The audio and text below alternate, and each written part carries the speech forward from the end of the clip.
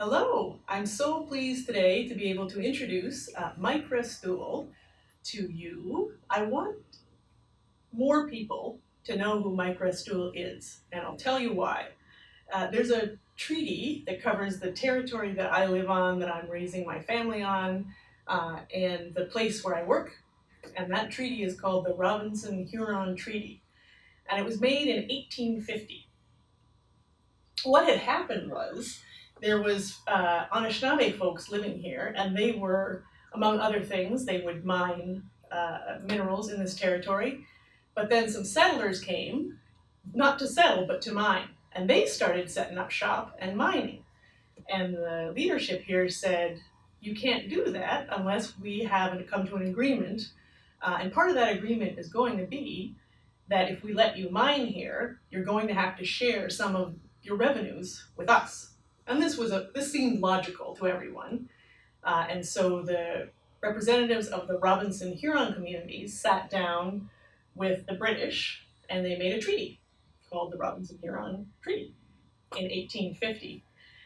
Now, one of the terms of that treaty, I'm going to read it to you, it's legalese, but I think you'll be able to follow the gist. It said, the British promised that if at any future period this land should produce such an amount as will enable the government of the province, without incurring loss, to increase the annuity hereby secured to them being the Anishinaabe, then, and in that case, the same shall be augmented, increased, from time to time.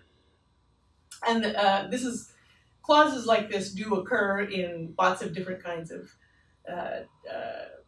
treaties, agreements, contracts, and are sometimes referred to as an escalator clause. So it takes into account that things might change in the future, and that if one side benefits, then the other side will benefit as well.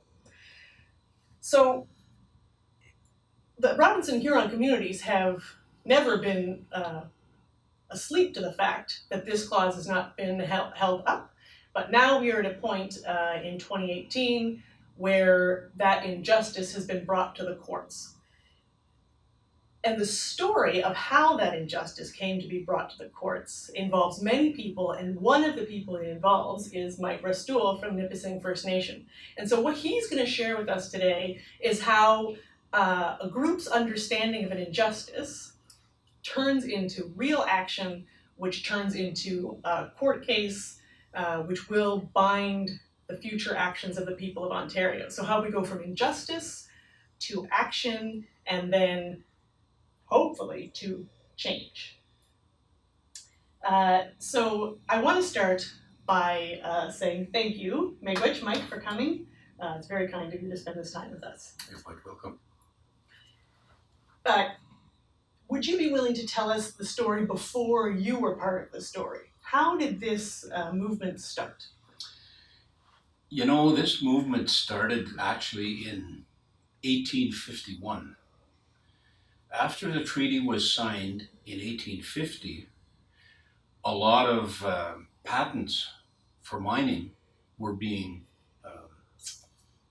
given out by the government, by the Crown, to begin mining operations in the territory. And the First Nations, the Ojibwe people thought, well, okay, that's great. You know, whatever is happening, we're going to share in those, in the revenue from that. Well, it never happened. And then finally, in 1851, Chief Shingwakos, who was one of the original negotiators in the treaty, said to the Crown, you were supposed to increase the treaty, increase the annuity based on activity, revenue that you're getting from the territory. Well, it just didn't happen. That fell on deaf ears, and it happened over and over and over again. Leadership from all of the First Nations around the territory began to press Crown officials to increase the annuity. It never was. Finally, in 1874, the Crown said, yes, you're right. The treaty should be increased.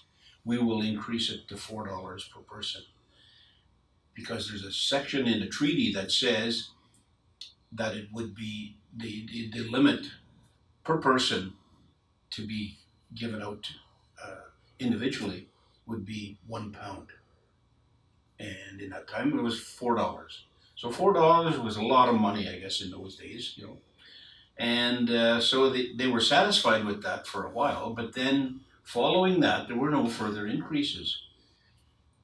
The chiefs kept pressing the government officials for further increases in the annuity.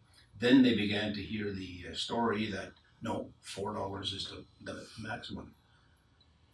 So that kept on and on and on and on until finally, sometime in the 1970s, First Nation leadership from the territory decided it's enough. After 100 years. Yeah, that's right. You know, after 100 years of asking them to follow the terms of the treaty, they're not doing it. So it's time for us to take them to court.